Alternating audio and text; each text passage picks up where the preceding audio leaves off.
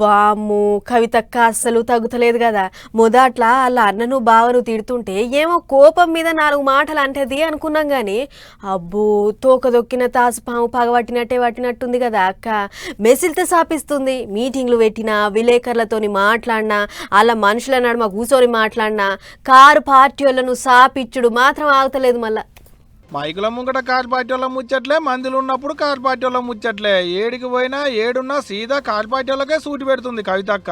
ఇవాళ జాగృతి ఆఫీసులో కూర్చొని కూడా వాళ్ళ ముచ్చటే చెప్పింది.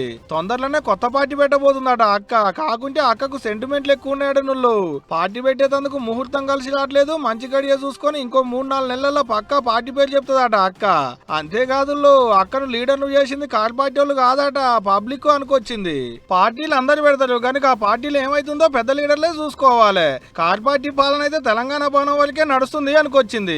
ఇవన్నీ మైకులమ్మ కూడా కూర్చొని చెప్పిన ముచ్చట్లు కాదు, మున్సిపాలిటీ ఓట్ల ప్రచారంలో మాట్లాడింది అసలే కాదు. జాగృతి ఆఫీసులో కూర్చొని వాళ్ళ కార్యకర్తలతో మాట్లాడిన మాటలు మాషవున పడితే అయ్యే మీకు చెప్తున్నాం అంతే. ఇంకో పెద్ద ముచ్చటేందో ఎరికేనా, కార్ పార్టీలు ఉన్న 2 లీడర్లకు గుంటనక్క గూఢాచార్య అనే పేర్లు బగ్గ సరిపోతాయట. మరి ఇక 2 లీడర్ల ఎవరో అక్కకే తెలవాలిగా. పనిల పనని మున్సిపాలిటీ ఓట్ల ముచ్చట్లు కూడా మాట్లాడిందట.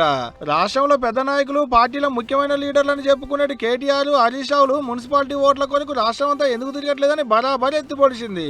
పెద్ద ముచ్చట ఏంటంటే మున్సిపాలిటీ ఓట్లలో టికెట్ కొరకు ఓ 16 మంది దానిక కార్ పార్టీ వాళ్ళు అక్కను కలిసి టికెట్ అడిగిలాడనుళ్ళు. ఇంట్లో మా సొంతంగా చెప్పిందేం లేదు, మా సొంతంగా రాసింది ఏం లేదు. వాళ్ళ ఆఫీసుల కార్యకర్తల నడుమ కూర్చొని అక్క మాట్లాడిన మాటలే మీకు చెప్పినాం. ఆటంక మమ్మల్ని బదనం చేయకూలి.